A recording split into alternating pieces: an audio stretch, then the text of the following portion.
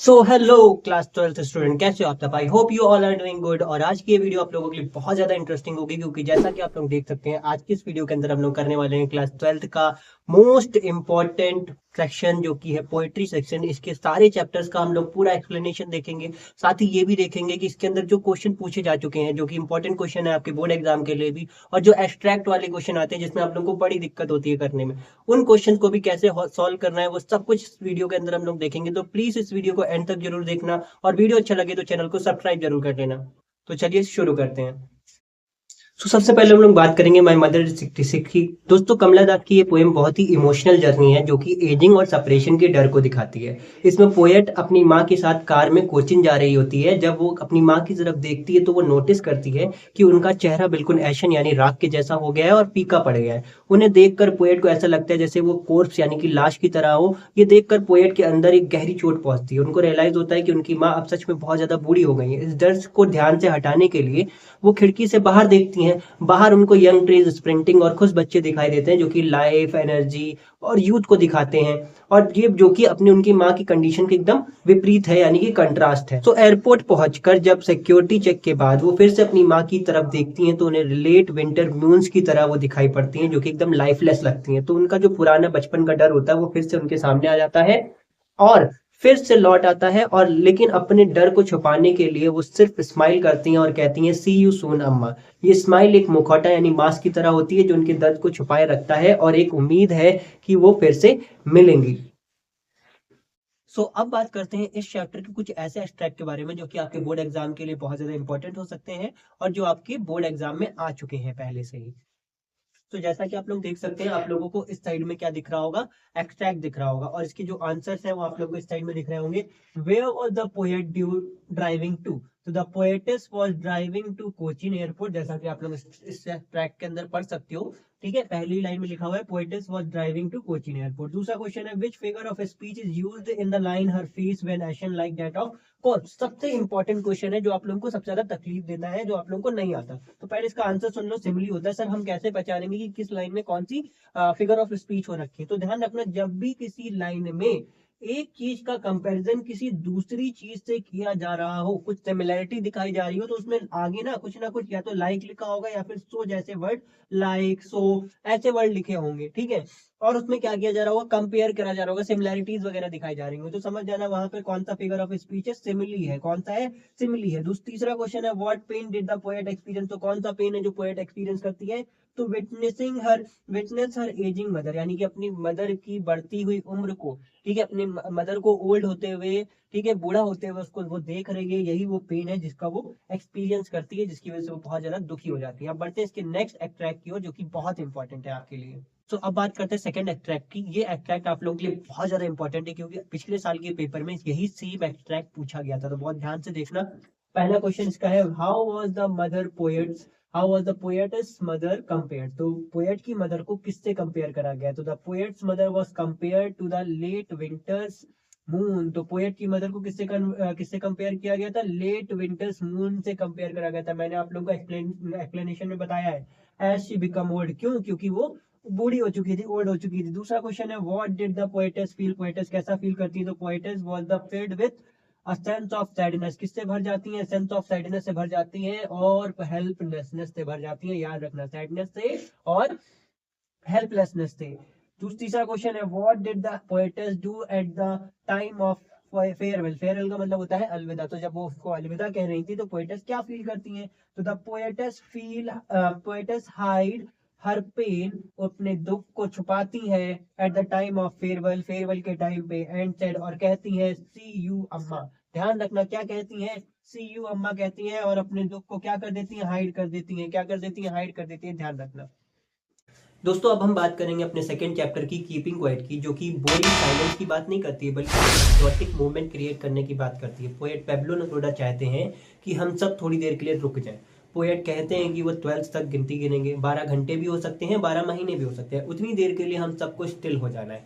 ना कोई लैंग्वेज बोलनी है, ना कोई मूवमेंट करना है। आप लोग सोच रहे होंगे इसका इम्पैक्ट क्या होगा। जब सब चुप हो जाएंगे तो एक मशीन की आवाज भी नहीं होगी, तो भाग दौड़ भी नहीं होगी। ये एक अजीब सा लेकिन सुंदर सा पल होगा जहाँ हम सब एक साथ जुड़ सकेंगे और फील कर सकेंगे इस साइलेंस को। मछुआरे फिशरमैन जो होंगे वो वेल्स को नुकसान नहीं पहुंचाएंगे। जो नमक का काम करते हैं, नमक इकट्ठा करने वाले यानी सॉल्ट गैदर अपने जख्मी हाथों को देख पाएंगे। मतलब हम नेचर और खुद को हील कर पाएंगे। मैसेज ऑन वॉर क्या है? पोएट उन लोगों को भी वार्न करते हैं जो ग्रीन वॉर्स यानी इन्वायरमेंट के खिलाफ या गैस और आग वाली लड़ाइयां लड़ते हैं। वो कहते हैं कि ऐसी जीत का क्या फायदा जिसमें जिंदा ही ना बचे कोई इंसान। ऐसा चाहिए उन्हें चाहिए कि वे साफ कपड़े पहनकर अपने दुश्मनों के साथ भाइयों की तरह पेड़ की छांव में चलें। Life versus total inactivity. यहाँ एक तो इंपॉर्टेंट बात, पोएट टोटल इनएक्टिविटी मौत की बात नहीं कर रहे हैं। वो कहते हैं कि लाइफ इज ऑल अबाउट, कहते हैं कि life is what it is about. Silence का मतलब मौत नहीं बल्कि लाइफ को और बेहतर तरह से समझना है। पोएट अर्थ का एग्जाम्पल देते हैं, कहते हैं कि सर्दियों में लगता है कि धरती मर चुकी है, सब कुछ साइलेंट हो जाता है, लेकिन बाद में वहीं से नई लाइफ का जन्म होता है। साइलेंस में ही ग्रोथ होती है। तो दोस्तों अब बात करते हैं इसके इंपॉर्टेंट एक्सट्रैक्ट के बारे में, जो आप लोगों को इस साइड में दिख रहा होगा। आप लोग इसको बहुत अच्छे से रीड करना और मैं आप लोगों को इस साइड में इसके आंसर के क्वेश्चंस के आंसर भी बताता जा रहा हूँ। पहला क्वेश्चन है, right the name of the poet and the title of the poem. ठीक है, सारे पोएम के पहली बात तो टाइटल नेम और उसके जो राइटर का नेम है, जो पोएट का नेम है, वो जरूर रट्टा मार के जाना। हमेशा पेपर में पूछता है, ठीक है, सारे पे। और करना क्या है आप लोगों को, जो भी आप लोगों के पास बुक होगी, ठीक है, क्वेश्चन बैंक है तो क्वेश्चन बैंक से बुक से सारी स्टोरी एक बार, पोएम जितनी भी होगी ना, उसको एक बार स्टोरी के जैसे न्यूज़पेपर के अंदर न्यूज़ पढ़ते हो ना, सेम ऐसे करके पढ़ लेना, ताकि जब आप लोगों को जब वो क्वेश्चन कर रहे होगे, जो एक्सट्रैक्ट आपके सामने आएगा, तो आप लोग उसको पढ़ के बता सकोगे कि इस चैप्टर का है और उसके पोएट का क्या नाम है। तो बहुत ध्यान से करना, ठीक है। इस इस वाले का क्या है, इस वाले के राइटर का नाम है पेब्लो नेरूदा और इस पोयम का क्या नाम है, कीपिंग क्वाइट है, ध्यान रखना, ठीक है। व्हाट इज द सैडनेस, तो सैडनेस का मीनिंग क्या है इस वाले एब्स्ट्रैक्ट के अंदर, तो ध्यान रखना, मैंने आप लोगों को बताया था एक्सप्लेनेशन में भी।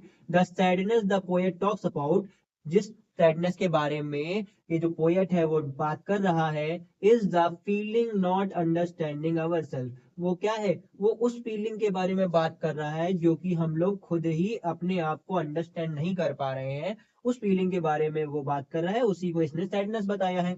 दिस हैपेंस, ये इसलिए होता है because we always busy and rushing in life, क्योंकि हम लोग क्या है, अपने ही कामों में लगे रहते हैं, अपनी ही चीजों से फुर्सत नहीं पा रहे हैं, पैसा कमाने से फुर्सत नहीं पा रहे हैं, ठीक है, नंबर लाने से, मार्क्स के पीछे भाग रहे हैं। इन सारी चीजों की वजह से हम लोग इतना ज्यादा बिजी हो गए हैं कि अपने आप को ही सफल नहीं समझा नहीं पा रहे हैं, समझ नहीं पा रहे हैं। इसी वजह से इंसान की जिंदगी में क्या रहती है, सैडनेस रहती है। जब इंसान खुद ही को नहीं समझ पाता है, वो कंफ्यूज रहता है, हमेशा दूसरों की बातें सुनने में इंटरेस्ट लेता है, ठीक है, इसीलिए वो सैड रहता है हमेशा।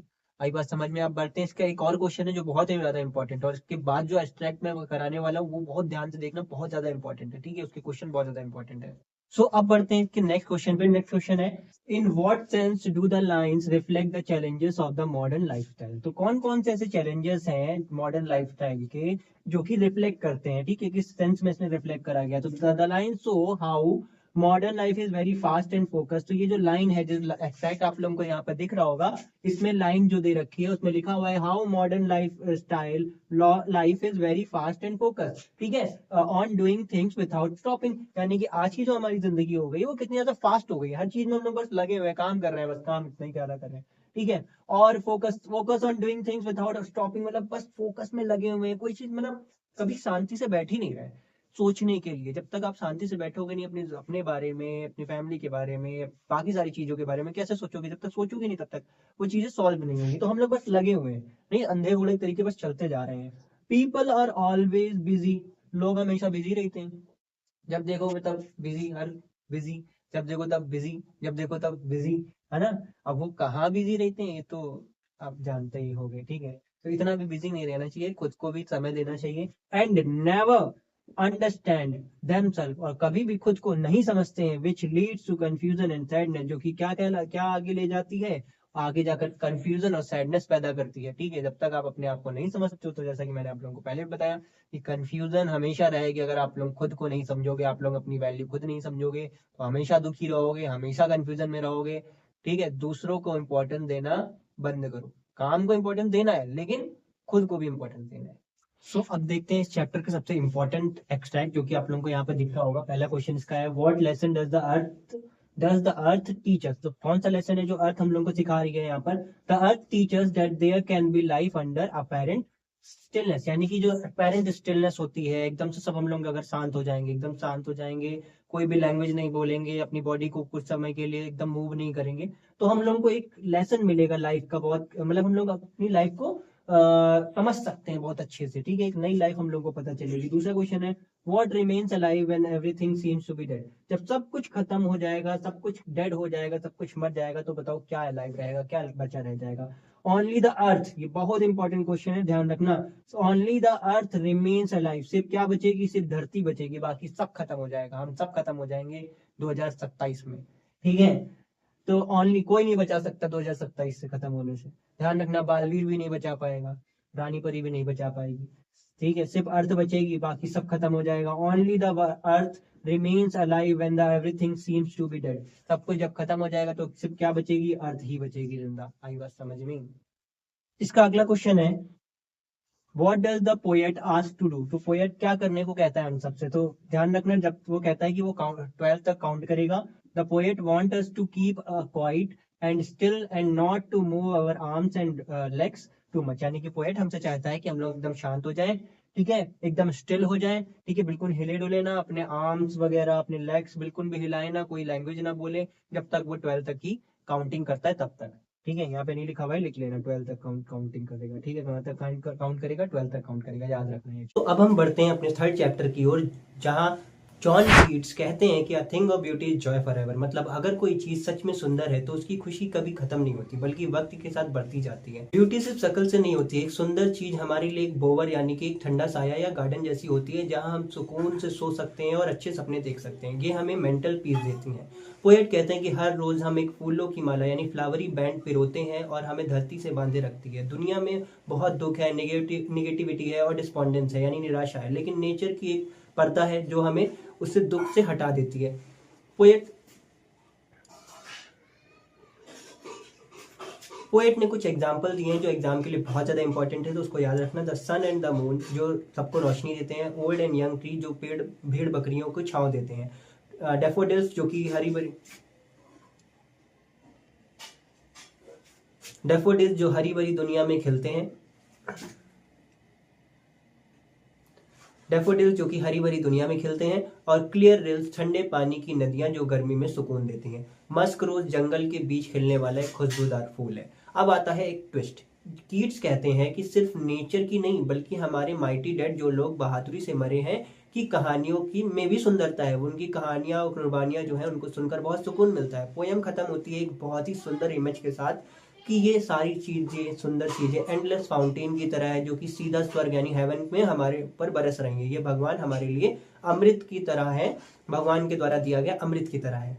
सो अब बढ़ते हैं इस चैप्टर के एक्सट्रैक्ट की तरफ, जिसका पहला क्वेश्चन है what does the poet feel about the thing of beauty. तो थिंग ऑफ ब्यूटी के बारे में पोएट क्या फील करते हैं हम लोग को ये बताना है। The poet says that a beautiful thing is a source of endless joy, यानी कि एक ब्यूटीफुल चीज, एक अच्छी सी चीज, ठीक है, और इनका यहाँ पर अच्छी सी चीज का मतलब चेहरा नहीं होता है, ठीक है, ध्यान रखना, ठीक है। A beautiful thing is a source of endless joy, यानी कि जो ब्यूटीफुल चीजें होती हैं वो सोर्स ऑफ एंडलेस जॉय होती हैं, यानी कि जो ऐसा जॉय जो कभी खत्म ही ना हो उसका सोर्स होती है, ठीक है। और एक बच्चा लिख रहा है सर फेयर लवली लगाया करो आप गोरे हो जाओगे।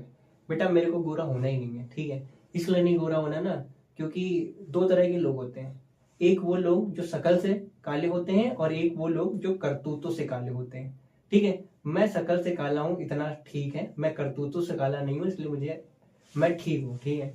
और दूसरी बात ये जो युग चल रहा है ये कलयुग नहीं चल रहा है, ध्यान रखना, ये कालों का युग चल रहा है, ठीक है। तो चाहे तुम कितने ही गोरे हो लो तो कोई फर्क नहीं पड़ने वाला क्योंकि ये युग हमारा है, कालों का युग है, ठीक है। आगे बढ़ते हैं। It has a eternal beauty which never fades away, यानी कि ये क्या है, इसकी एक एटर्नल ब्यूटी, एटर्नल का मतलब होता है जो लगातार चलती रहे, ठीक है, उसकी ब्यूटी जो है वो लगातार चलेगी और कभी भी फेड नहीं होगी। फेड का मतलब होता है फीका पड़ना, क्या पड़ना, फीका नहीं पड़ेगा कभी भी, ठीक है, फेड अवे नहीं होगी यानी फीका नहीं पड़ेगी इसकी ब्यूटी, ध्यान रखना।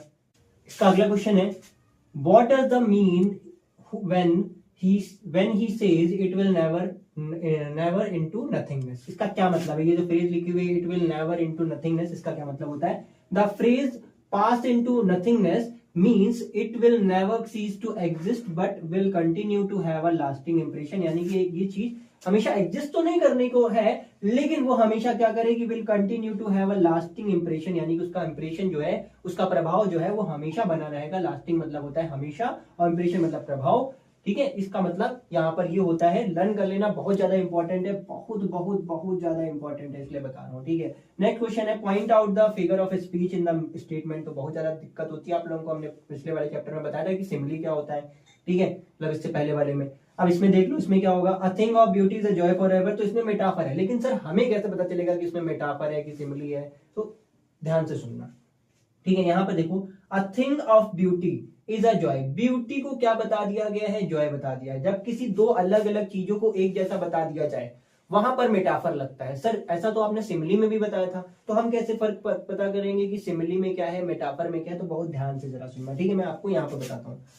सिमिली में मैंने आप लोगों को बताया था कि कोई चीज किसी के जैसी होगी, सिमिलर दिखाने के लिए उसमें लाइक या एज जैसे वर्डों का यूज किया जा रहा होगा। लाइक या एज जैसे वर्डों का, इसका क्या मतलब है सुनना मेरी बात। जैसे मैंने बोला कि वो शेर जैसा बहादुर है। ठीक है, तो यहां पर सिमिली है, क्योंकि हम बता रहे हैं उसका कंपैरिजन, सिमिलैरिटी दिखाने की कोशिश कर रहे हैं कि ये भी बहादुर है, जैसे शेर बहादुर होता है, सेम वैसे ही दोनों बहादुर है। ठीक है, और अगर हम कहें अरे मेरा वो शेर पुत्र है, शेर पुत्र, शेर पुत्र का मतलब अरे वो तो शेर है ना।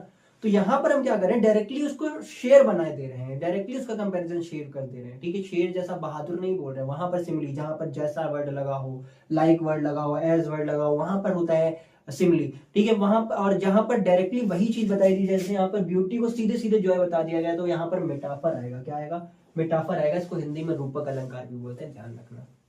सो इसका नेक्स्ट क्वेश्चन है, what is the grandeur associated with the mighty dead. तो जो लोग माइटी डेड होते हैं, यानी कि मृतक होते हैं, जो कि किसी महान कॉज, किसी ग्रेट कॉज के लिए मरे हैं, उन लोगों की जो कहानियां होती हैं वो इतनी ज्यादा ग्रैंड्योर की होती है। तो grandeur is associated with the mighty dead because of the majestic and noble story we imagine about it. तो जो कहानियां हम लोग उनके बारे में सोचते हैं, उनके बारे में सुनते हैं, उन सब की वजह से जो उनके उसमें जो मैजेस्टिक दिए होते हैं, उनको जो नेक काम है, जिन्होंने, जैसे हम लोग बॉर्डर मूवीज के अंदर जो लोग शहीद हो जाते हैं, जो बॉर्डर पे शहीद हो जाते हैं जो लोग, उनके बारे में जो कहानियां पढ़ते हैं, तो उनके लिए एक अलग सी इमेज हमारे मन में आ जाती है, हमारे माइंड में एक महानता उनके लिए आ जाती है, प्यार आ जाता है, एक सम्मान आ जाता है। वही चीज के बारे में यहाँ पे दे रखा है। तो grandeur is associated with the mighty dead. ठीक है, जो अच्छे कॉज के लिए, जो नोबल कॉज के लिए जो लोग अपनी जान गंवाते हैं, उनके लिए, बिकॉज उनके लिए एसोसिएटेड होती है, because of the majestic and noble stories we imagine about them. यही इसका मतलब है, ध्यान रखना। ठीक है, इसका नेक्स्ट क्वेश्चन है,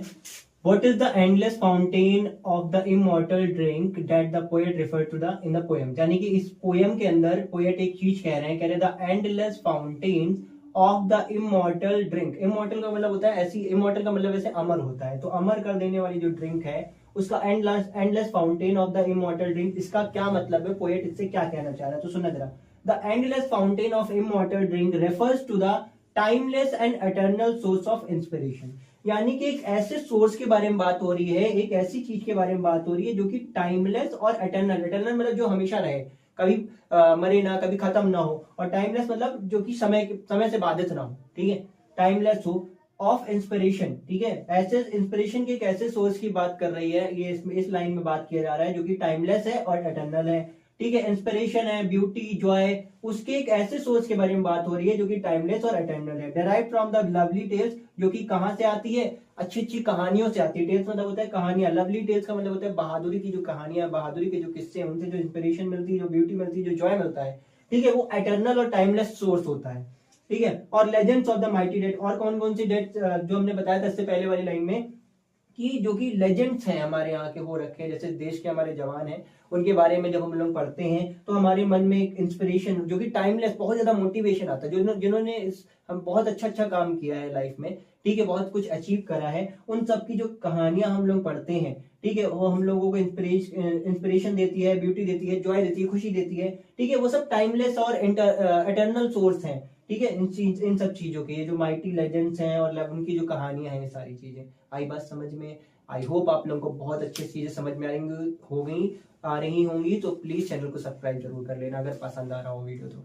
दोस्तों अब बात करते हैं आ रोड साइड स्टैंड चैप्टर की। इसमें रॉबर्ट फ्रॉस्ट हमें एक छोटे से रोड साइड ढाबे या फिर स्टैंड पर ले जाते हैं। ये स्टैंड एक गरीब फार्मर ने बनाया है, इसी उम्मीद में बनाया है कि शहर से आने वाली चमचमाती हुई गाड़ियां वहां रुकेंगी और सिटी का थोड़ा सा पैसा उसके हाथ में दे जाएंगी। लेकिन होता क्या है कि अमीर लोग वहां पर रुकते ही नहीं है, बल्कि अगर गलती से कोई रुक भी जाए तो फार्मर की मदद करने के लिए नहीं, बल्कि शिकायत करने के लिए रुकता है कि उन्हें लगता है कि ये बैड लुकिंग स्टैंड ने रास्ते की ब्यूटी खराब कर दी है। फिर वो रास्ता पूछने के लिए या तो कभी कभी रास्ता पूछने के लिए रुकते हैं। फार्मर्स वहाँ बेरीज और गोल्डन स्क्वैश यानी कि सब्जियों बेचता है, ताकि बस वो थोड़ा सा एक्स्ट्रा मेहनत एक्स्ट्रा पैसा कमा सके।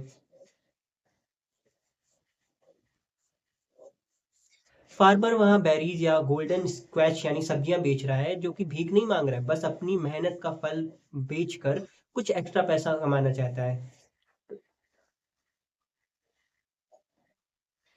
अपनी मेहनत का फल बेचकर थोड़ा एक्स्ट्रा पैसा कमाना चाहता है, ताकि वो भी शहर जैसी लाइफ जी सके जैसा उसने मूवीज में देखा है। अब बात करते हैं फेक प्रोमिसेस की। पोएट बताते हैं कि पॉलिटिकल पार्टीज और ग्रीडी गुड डूअर्स यानी कि वो लोग जो नाटक के लिए अच्छा काम करते हैं, गरीब लोगों को अपना दिखाते हैं। वो कहते हैं कि तुम्हें विलेजेस में शिफ्ट कर देंगे जहाँ तुम्हें काम नहीं करना पड़ेगा। ये सिर्फ एक छलावा यानी ट्रैप है उनका फायदा उठाने के लिए। रॉबर्ट फ्रॉस्ट कहते हैं कि उन्हें ये देखकर बहुत ही दुख होता है, इसे वो चाइल्डिश लॉन्गिंग इन वेन कहते हैं। फार्मर सारा दिन खिड़की पर बैठकर गाड़ियों को इंतजार करता है, लेकिन वो कोई नहीं रुकता उस उम्मीद में। इसकी जो उसकी जो उम्मीद होती है वो टूट जाती है। पोएट इतना दुखी हो जाते हैं, कहते हैं काश मैं इन सबका दुख एक बार में खत्म कर पाता। लेकिन फिर उन्हें रियलाइज होता है कि ये इतना आसान नहीं है। वो चाहते हैं कि अमीर लोग थोड़ा एम्पैथी दिखाएं और इन लोगों की हेल्प करें।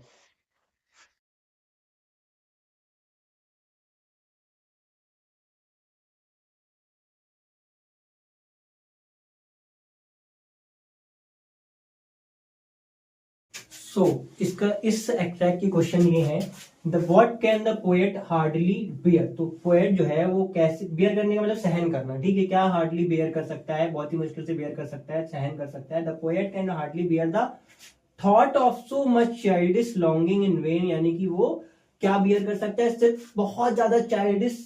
लॉन्गिंग मतलब होता है किसी चीज को चाहना, ठीक है। इन वेन मतलब फिजूल में, ठीक है। तो childish so much childish longing in vain, ये इसका आंसर होगा। दूसरा क्वेश्चन है where does the sadness lurk. तो यानी कि सैडनेस कहाँ छिपी होती है। लर्क का मतलब एक तरीके से बोल सकते हो छिपी, छिपी कहाँ होती है। तो sadness lurks near the open window. तो सैडनेस छिपी होती है कहाँ पर, ओपन विंडो पे छिपी रहती है। बहुत ध्यान से ध्यान रखना, लर्क का मतलब छिपा होना होता है। तो सैडनेस कहाँ छिपी होती है, ओपन विंडो में छिपी होती है। दूसरी बात ये है कि इस वाले एक्ट्रैक्ट का, जो आपको एक्सट्रैक्ट दिख रहा है, इस वाले एक्सट्रैक्ट का पोएट का नेम बहुत अच्छे से ध्यान रखना, ठीक है। और ये भी ध्यान रखना कि इस चैप्टर का नाम क्या है, ताकि आप लोग जब उसको एक्सट्रैक्ट को पढ़ो तो वहां पे बहुत अच्छे से लिख सको, ठीक है। सो पिछले वाले क्वेश्चन में आप लोगों को डाउट हो रहा होगा ये चाइल्डिश लॉन्गिंग है क्या। हालांकि मैंने आप लोगों को बताया कि चाइल्डिश मतलब बचपना होता है, लॉन्गिंग मतलब होता है डिजायर, किसी चीज की इच्छा। लेकिन फिर भी आप लोगों के मन में ये क्वेश्चन जरूर आ रहा होगा कि यार इसका मतलब क्या होता है। देखो आपके मन में ये क्वेश्चन आया, एग्जामिनर ने इसको पूछ भी लिया। तो what is the childish longing and that the poet refer to. तो ये चाइल्डिश लॉन्गिंग जो वर्ड है इसका मतलब क्या होता है, बहुत ध्यान से सुनना। The childish longing refers to the desire, यानी कि चाइल्डिश लॉन्गिंग का मतलब होता है रिफर का, ये क्या रिफर कर रहा है, डिजायर को रिफर कर रहा है। किसकी डिजायर को, इच्छा को, रूरल पीपल यानी जो गांव के ग्रामीण लोग होते हैं उनकी डिजायर को डिजायर को रेफर कर रहा है। Who run the road side stand, जो कि क्या करते हैं, रोड साइड स्टैंड लगाते हैं, रोड के किनारे पर स्टैंड लगाते हैं, इस होप में that someone will stop and bye there good, कि कोई रुकेगा, कोई शहरी रुकेगा और उनकी वहां पर रुकेगा और कुछ सामान उनसे खरीदेगा। गुड्स मतलब सामान होता है, ध्यान रखना, उनसे खरीदेगा। ये उनके लिए क्या है, चाइल्डिश लॉन्गिंग है, एक बच्चे की तरह, एक उसकी इच्छा, एक बच्चे जैसी इच्छा है ये गांव के लोगों के लिए। आई बात समझ में। ये कहानी आंट जेनिफर की है, जो अपनी शादीशुदा जिंदगी से बहुत ज्यादा परेशान है। वो अपनी भड़ास यानी फ्रस्ट्रेशन निकालने के लिए एक पर्दे पर टाइगर की एम्ब्रॉयडरी यानी कढ़ाई कर रही है। आंट जेनिफर जो कि टाइगर बना रही हैं, वो उनसे बिल्कुल उल्टा है। टाइगर जो कि ब्राइट टोपेज यानी चमकीले पत्थर जैसे है, चिवैलरिक है, बहादुर है, फेयरलेस है, उन्हें किसी का डर नहीं होता। लेकिन आंट जेनिफर जो कि बहुत ही कमजोर, डरी सहमी सी है। एम्ब्रॉयडरी करते वक्त उनके हाथ कांप रहे हैं, यहाँ पर लिखा हुआ है फिंगर्स फ्लिटरिंग, ठीक है। एक बहुत इंपॉर्टेंट लाइन है इसमें, the massive weight of uncle's wedding band. इसका मतलब है अंकल की दी हुई शादी की अंगूठी उनके हाथ पर एक बोझ की तरह है। इसका मतलब ये नहीं कि अंगूठी बहुत भारी है, बल्कि ये है कि उनकी शादी के लिए वो एक बोझ बन गई है, उनकी फ्रीडम नहीं है। पोएट कहती हैं कि जब भी अंट्री मरेंगी तभी उनके हाथों पर क्या होगा, ऑर्डियल्स यानी दुख के निशान होंगे, लेकिन उनके बनाए हुए टाइगर्स कभी भी नहीं मरेंगे और वो पर्दे पर हमेशा प्राउड और अनफ्रेड होकर रहेंगे। यहाँ पर एक वर्ड लिखा होगा, प्रिंसिंग।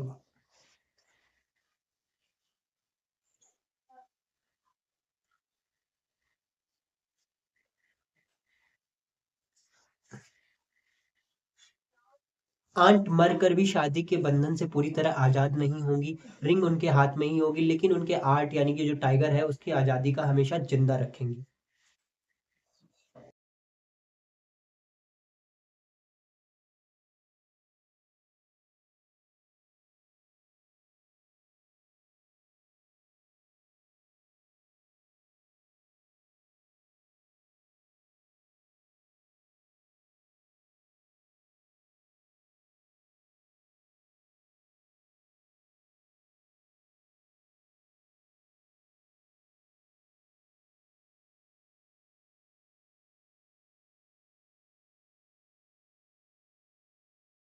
सो अब बढ़ते हैं इसके इंपॉर्टेंट क्वेश्चन की तरफ। What is the aunt Jennifer doing with her wool? ठीक है, तो वूल के साथ आंट जेनिफर जो थी वो क्या कर रही थी? तो aunt Jennifer is creating beautiful images of the tiger. तो ब्यूटीफुल इमेज बना रही थी टाइगर की, जैसा कि हम लोग ने पढ़ा, विथ हर वूल। वूल के साथ वो क्या बना रही थी? ब्यूटीफुल टाइगर बना रही थी। Why does she find it difficult to pull her every needle? तो निडल को वो खींचने में, जब वो बना रही थी निडल से, तो वो उसको खींचने में क्यों इतना ज्यादा डिफिकल्ट पा रही थी? क्यों? क्योंकि वो बहुत ज्यादा क्या हो चुकी थी? वीक हो चुकी थी, टेरराइज हो चुकी थी, डरी हुई, सहमी हुई, और बहुत ज्यादा वीक हो चुकी थी। उनके वो जो मैरिज का बोझ था ना, जो उनके हाथ में अंगूठी थी, उसका जो मार्क्स था, जो अंगूठी थी, जो शादी का उनके ऊपर बोझ था, उसकी वजह से वो इतना ज्यादा टेरराइज और वीक हो गई थी कि वो निडल जो है उसको पुल करने में बहुत ही उनके लिए मुश्किल हो रही थी। आई बात समझ में? ठीक।